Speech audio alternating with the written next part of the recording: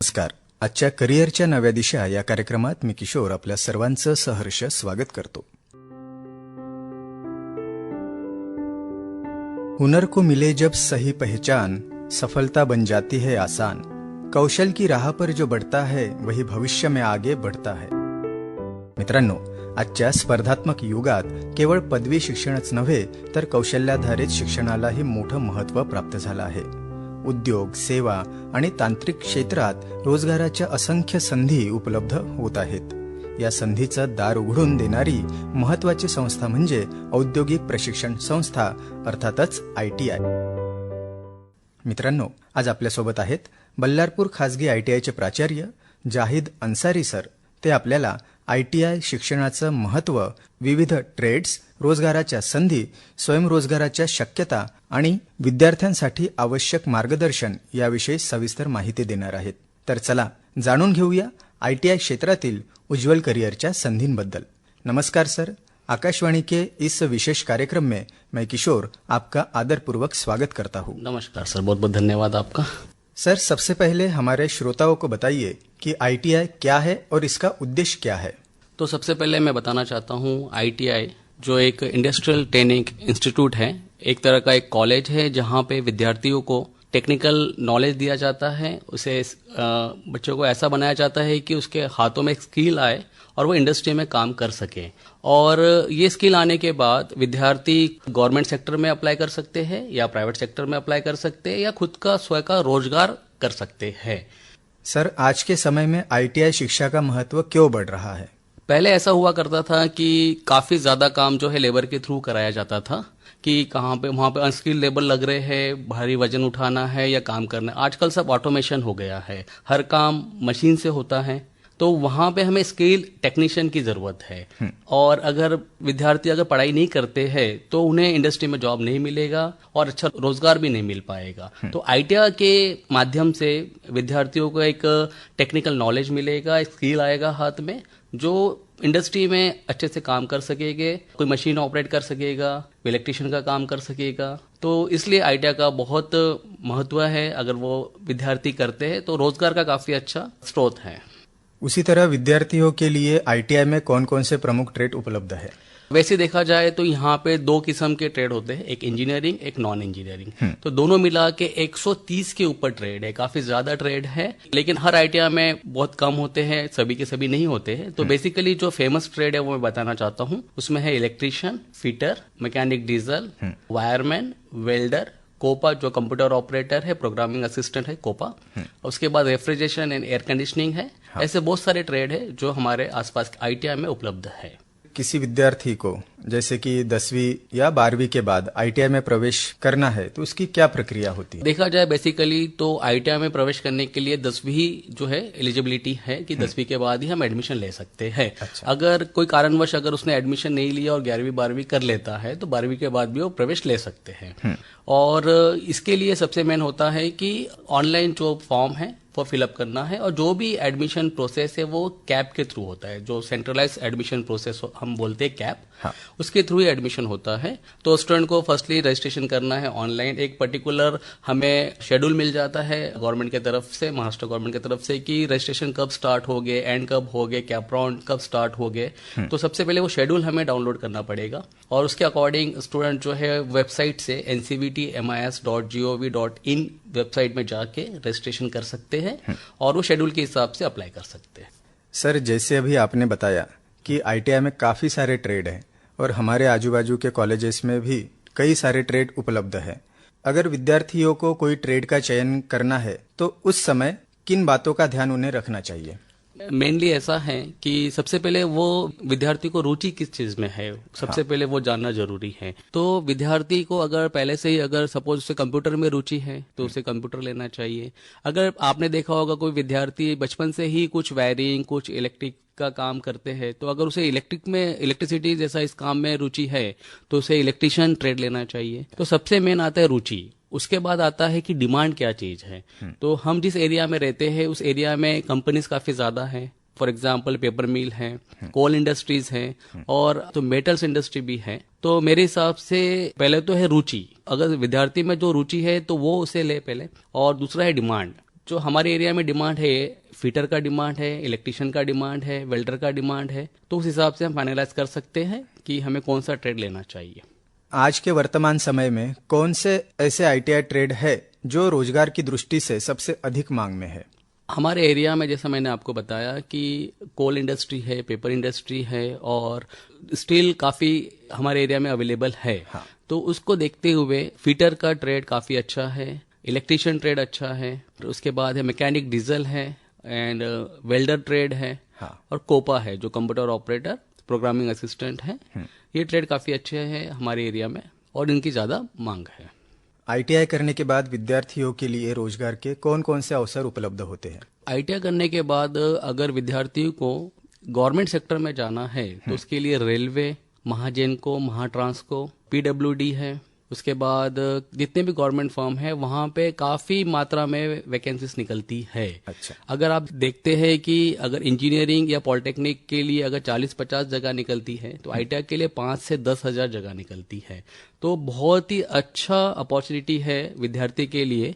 अगर वो आईटीआई करने के बाद अगर गवर्नमेंट जॉब की चाह है तो डेफिनेटली उसे मिल पाएगा। और प्राइवेट सेक्टर में, इंडस्ट्री में आईटीआई का काफ़ी ज़्यादा रोल है। आपको बहुत सारी जॉब अवेलेबल है प्राइवेट सेक्टर में। और तीसरा सबसे महत्वपूर्ण है कि आईटीआई करने के बाद उस विद्यार्थियों के हाथों में गुण आ जाता है। अगर किसी ने इलेक्ट्रिशियन किया तो उसे इलेक्ट्रिशियन का गुण आएगा, तो स्वयं रोजगार भी कर सकता है, खुद का शॉप खोल सकता है, खुद का सर्विस सेंटर खोल सकता है। तो ये बहुत सही है आईटीआई मेरे हिसाब से करना 10वीं के बाद। किसी विद्यार्थी को अगर सरकारी नौकरी करना है तो उस विद्यार्थी के लिए आईटीआई के बाद सरकारी नौकरी के क्या अवसर उपलब्ध है? आईटीआई होने के बाद सबसे पहले रहता है अप्रेंटिसशिप। तो अप्रेंटिसशिप जो है इसको ऑनलाइन अप्लाई करना पड़ेगा हमें।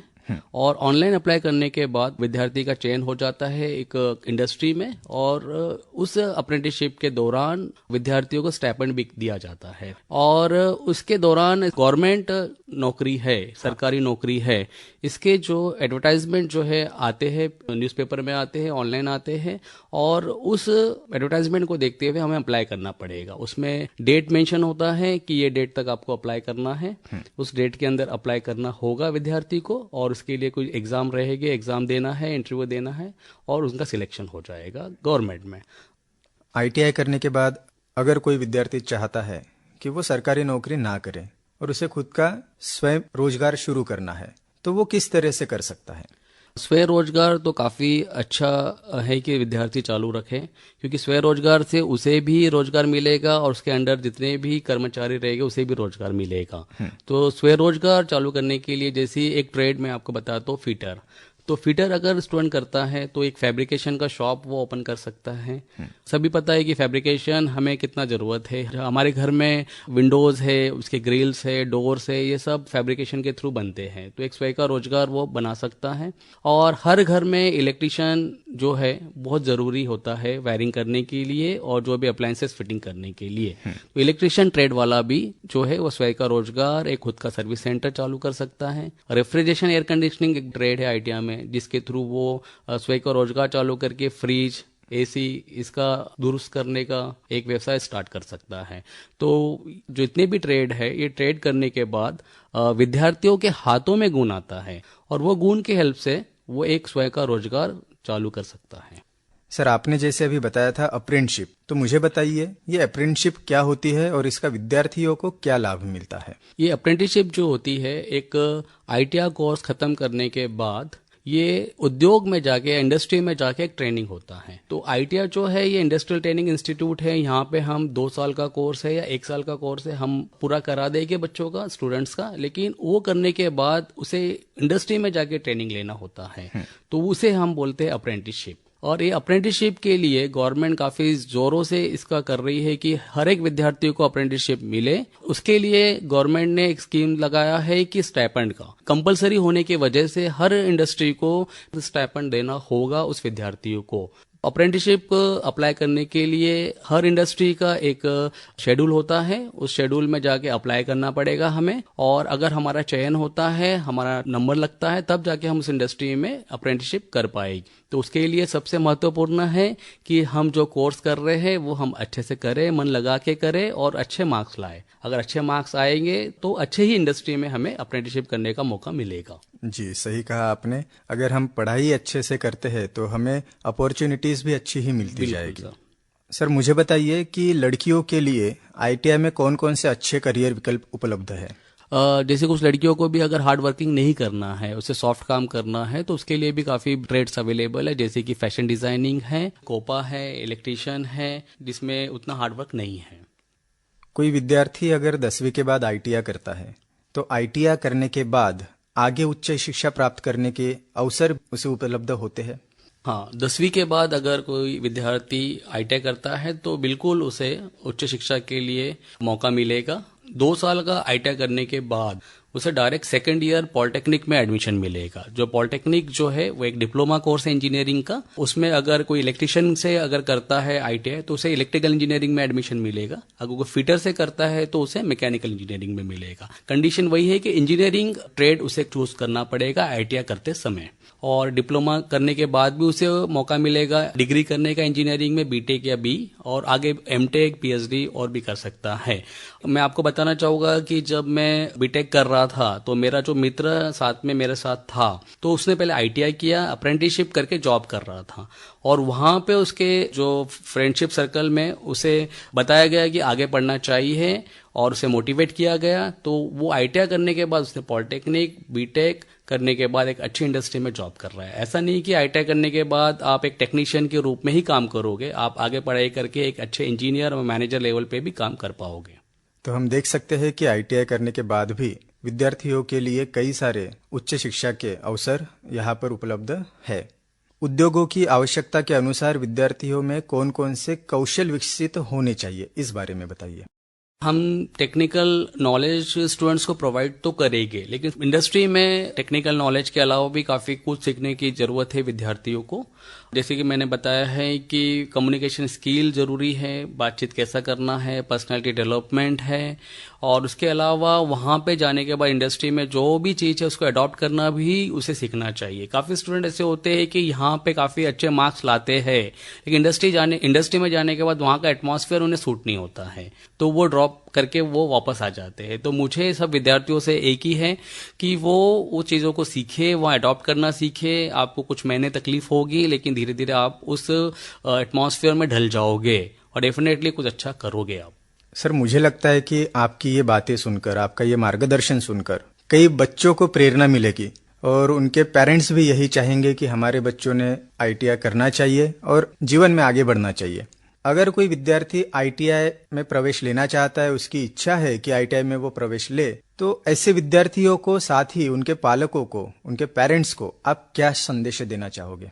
पेरेंट्स को सबसे पहले ये जानना है कि 10वीं करने के बाद कौन कौन से मार्ग हमारे पास है, और कौन सा मार्ग हम अगर उसे चूज करते हैं, पसंद करते हैं, तो उस मार्ग के पसंद करने के बाद हमें क्या मिलेगा। 10वीं के बाद आपको ही पता है हम 11वीं 12वीं यानी 11th में एडमिशन ले सकते हैं, जो आर्ट्स, कॉमर्स और साइंस ये स्ट्रीम में रहेगा।